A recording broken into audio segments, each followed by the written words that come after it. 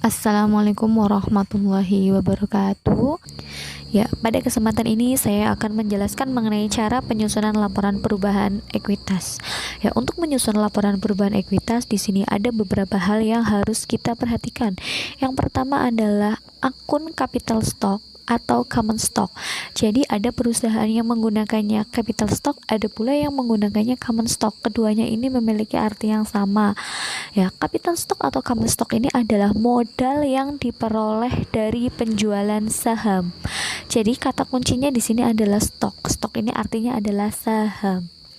Ya, untuk penjualan saham itu didasarkan dengan kurs. Nilai kurs itu bisa di bawah 100%, bisa pula di atas 100%. Di sini saya contohkan, ada 2000 lembar saham dengan harga per lembarnya Rp5.000 dengan kurs 105%. Maka perhitungannya di sini nilai dari saham itu sendiri dihitung dari 2000 lembar dikalikan 5.000, hasilnya adalah 10 juta. Kemudian dijual dengan kurs 105%, maka nilai jualnya itu dihitung dari 105% dikalikan 2000 lembar dikalikan 5.000, hasilnya adalah 10.500.000. Sehingga dari nilai saham ini dan nilai jual sahamnya itu terjadi selisih. Nah, selisih antara nilai saham dan nilai jual saham ini dihitung dari 10.500.000 dikurangi 10 juta, maka hasilnya 500.000. 500.000 inilah yang disebut sebagai additional paid in capital atau laba dari penjualan saham. Jadi penjualan saham sebesar 10.500.000 itu yang 10 juta dicatat ke dalam akun capital stock dan yang 500.000 dicatat ke dalam akun additional paid in capital. Dalam menyusun laporan perubahan ekuitas, di sini ada dua bentuk. Yang pertama itu jika tidak ada akun additional paid in capital. Di sini saya contohkan ada akun capital stock dan retained earning. Ini ada neraca Desember 2018 dan neraca Desember 2019. Untuk capital stock tahun 2018 sebesar 1 miliar, di tahun 2019 juga 1 miliar. Untuk retained earning di tahun 2018 750 juta, di tahun 2019 juga 750 juta. Di sini diketahui bahwa earning after tax 2019 sebesar 120 juta dan dividen sebesar 30 juta. Untuk earning after tax kita lihat dari laporan laba rugi, untuk dividen kita lihat dari worksheet. Jadi peran perubahan ekuitasnya adalah di sini kita menggunakan format lama atau format seperti di perusahaan jasa atau dagang dengan menuliskan, biasanya kan itu modal awal. Di sini kita menggunakannya retained earning awal. Jadi retained earning tahun 2018 sebesar 750 juta ditambah dengan laba atau net income after tax 2019, laba di tahun 2019 yaitu 120 juta rupiah. Kita melihatnya dari laporan laba rugi atau income statement. Kemudian di sini dividennya ada 30 juta rupiah. Ini dilihat dari worksheet. Jadi di sini laba dikurangi dividen ketemu hasilnya adalah 90 juta.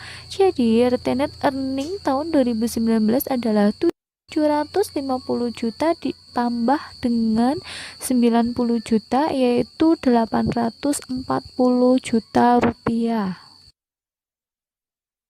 Selanjutnya untuk bentuk yang kedua adalah jika ada akun additional paid in capital. Di sini kita perhatikan neraca tahun 2018 dan tahun 2019.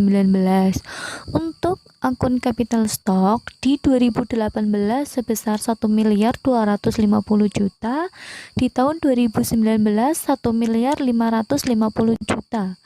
Kemudian additional paid in capital di 2018 250 juta, di 2019 350 juta.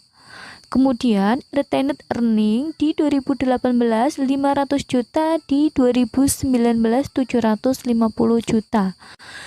Diketahui untuk earning after tax yaitu 120 juta dan dividen 30 juta. Jadi bentuk dari laporan perubahan ekuitasnya adalah di sini tampilannya. Kita membuat kolom khusus untuk capital stock, additional paid in capital, dan retained earning. Di sini di Desember 2018 kita masukkan saldo awal capital stocknya yaitu 1.250.000.000. Additional paid in capital 250 dan retained earning 500 juta. Ini biasanya sudah diketahui di soal ya. Kemudian kita totalkan dari 1.250 ditambah 250 juta ditambah dengan 500 juta. Maka hasilnya 2 miliar. Kemudian untuk issuance capital ini sebesar 300 juta. Nah, 300 juta ini diperoleh dari capital stock tahun 2019 dikurangi dengan capital stock 2018 yaitu 1.550.000 dikurangi 1.250.000, maka hasilnya 300 juta. Untuk additional paid in capital ini 100 juta diperoleh dari additional paid in capital 2019 dikurangi dengan additional paid in capital 2018 yaitu 350 juta dikurangi 250 juta, maka hasilnya adalah 100 juta. Kemudian totalnya ini 400 juta diperoleh dari 300 juta ditambah dengan 100 juta. Kemudian untuk net income, lihat dari laporan laba rugi sebesar 120 juta, totalnya kita total 120 juta.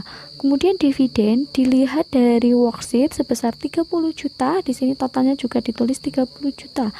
Maka totalnya ketemu 2.490.000.000. Total ini itu dihitung dari bagian atas ini 2 miliar ditambah 400 juta ditambah 120 juta dikurangi 30 juta, hasilnya 2.490.000.